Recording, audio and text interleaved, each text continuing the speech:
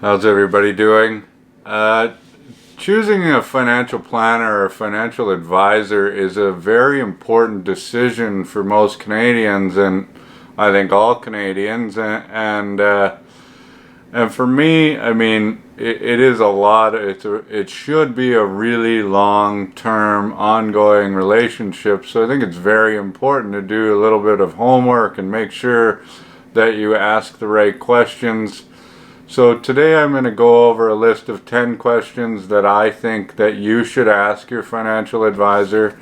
And then I'm also going to answer them like you're asking me the same questions.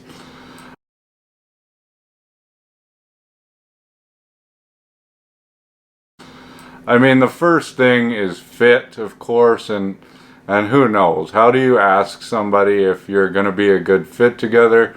That's really hard to know unless you get along personally. For me, it's kind of why I do the videos, is because I want people to learn about me, the way that I teach, the way that I feel about things, and if you agree with them, like the way that I teach, and seem to think that you would like me and get along with me, then we can most likely be a good fit.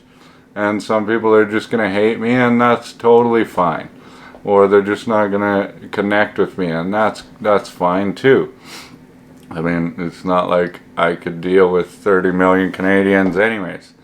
First question is a very important one, I think, is what are your qualifications? Personally, my qualifications are I'm a certified financial planner professional, which is up there. I got that about 4 years ago. In my opinion, I don't think that people should be able to write financial plans and be financial advisors unless they're a CFP. Problem is, you have to work in the industry for at least 3 years before doing that, but it provides ongoing education, makes sure we're keeping up to an ethical standard. I'm also life insurance licensed and accident and sickness. So I do life insurance, critical illness, disability. I can do travel insurance, which I've never sold once in my entire life. I can actually do group plans as well, but I don't like doing group plans. So those are my qualifications. How do I get paid?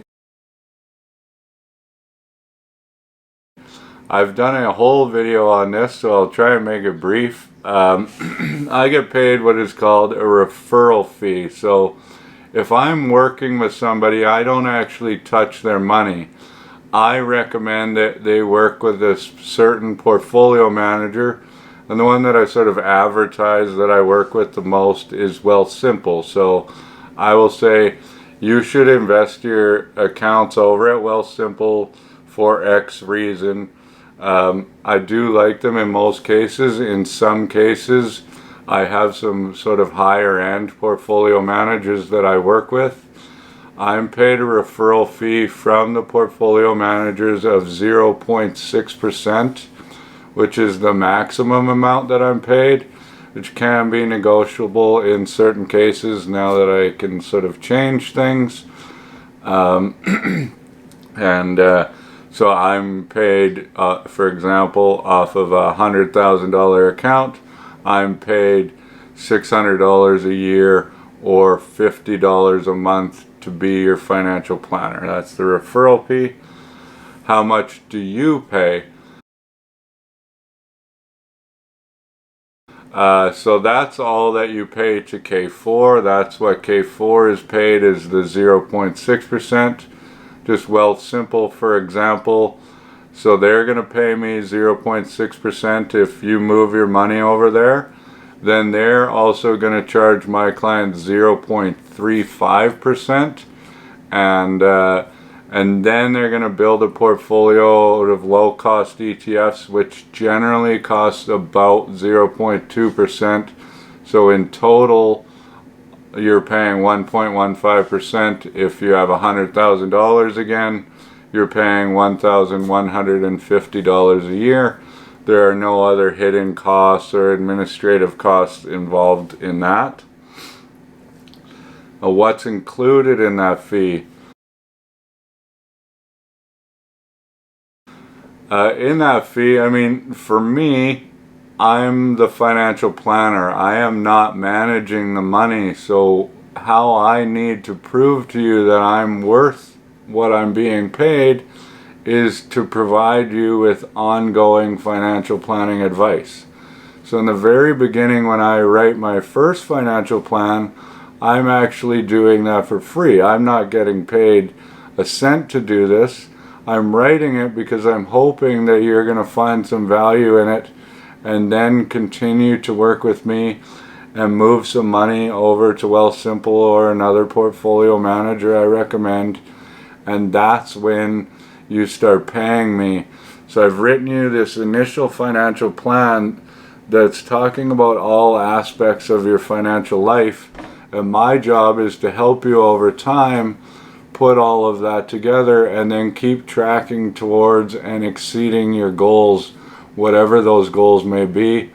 I really come in handy, I guess, when the market drops. Advisors are always really good because it's our job to try and keep people a little calm and sane.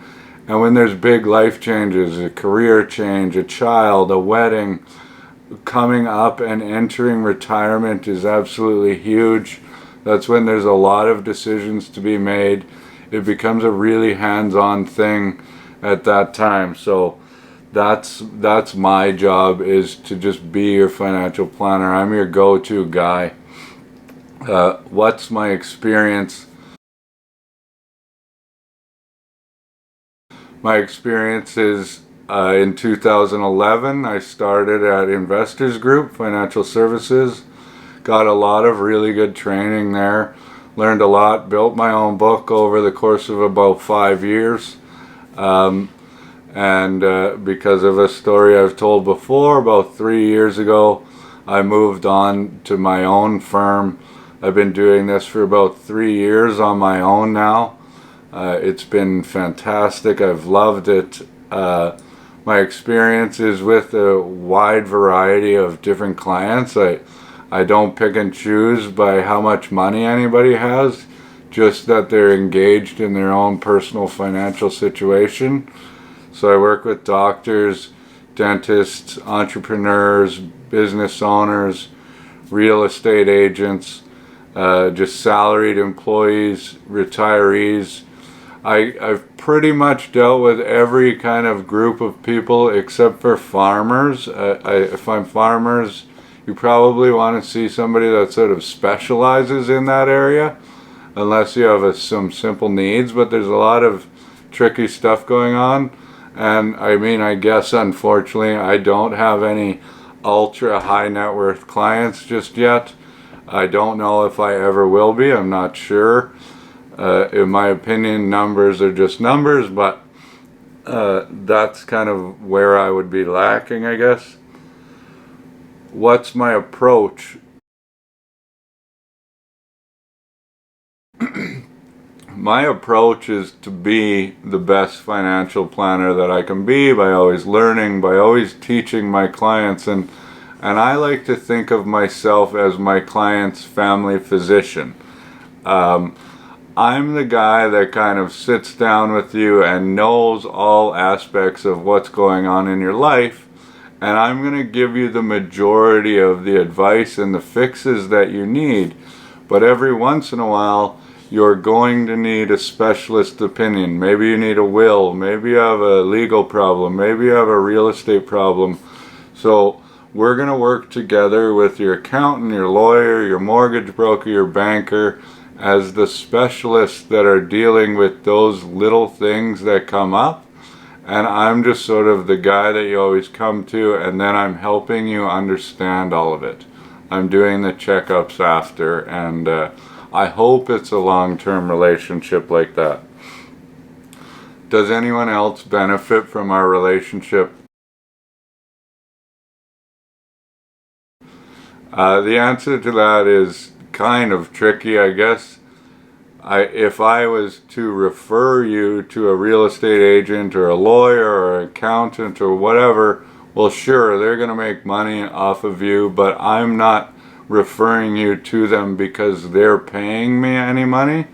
I'm just referring to them to you because I trust them, and if you don't have somebody you trust, then at least you can know that I trust that person to work in your best interest.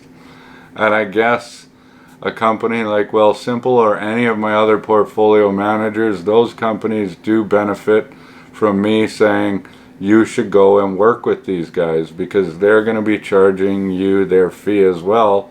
But I'm going to make you very aware of how much they're actually paying me and how much you're paying them in total. Am I the only one that deals with your stuff? Well, that again, yes and no. Like I said, kind of goes back to the physician part. I want to be the guy that you come to with everything, but no, I don't manage your money. I don't touch your money. The client's never written a check and me handed it to anybody. So those bigger companies than me are managing your money because, I mean, I shouldn't be a guy that's setting up these investment accounts for my limited number of clients. I mean, you kind of want to deal with that. And yes, if you have an accountant, then hopefully we're going to work together and fix stuff and make sure that everything's working properly, especially if you're a business owner. I would love to have a relationship with your accountant. So I'm not the only guy, no, but I'm going to be your sort of source of main contact, hopefully. What's my own investment philosophy? And I think this is a very important question to ask your advisor, other than how much do you get paid and how much do I pay, is because I know for a fact that when I worked at Investors Group, I opened my own personal account at Wealthsimple because even though I was being paid for the investments that I invested at Investors Group, I was actually saving more in fees even after I got paid to pay a lower fee with the robo-advisor. So currently all the money that my wife and I have is invested at Wealthsimple. I could do it on my own and build a low-cost portfolio that would match theirs for basically next to nothing, but I don't really feel like getting too involved with my own stuff. I'd rather focus on other things. I'll probably put it on the back burner, so I'm happy enough to pay them to do that. And other than that, everything that I have, with the exception of my son's RESP as he gets older, is going to be in a very aggressive growth-oriented portfolio because I'm not worried about market ups and downs. I trust that the market's going to rebound, and I'm young, and I'm going to keep it in there. And even though there's a lot of panic and talk right now, I'm not going to change a single thing. I'm going to allow it to do its thing because I believe that it will rebound and do better over time if I do that. And lastly, I think this is just kind of a good personal one to ask, just so you kind of get a feel for the advisor, is why do you do what you do? For me, why do I do what I do is because I really like people. I really like helping people. I really like working with them. I like numbers. I like explaining things to people. And in the end, what happened and sort of the best part of my career is I get to meet all these people that I've never met, that I don't know from Adam. And then we sort of start on a professional level. But over time, that can and usually does turn into a really kind of fun, cool friendship where I learn a lot about their family. I watch them grow. I help them when they need it, and I grow with them, and that's easily the most rewarding part of this job.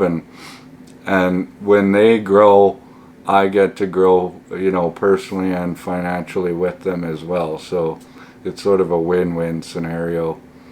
I guess we'll leave it at that. I had to film this twice because I did it weird the first time, but thank you very much. Please subscribe if you haven't, and we'll see you soon.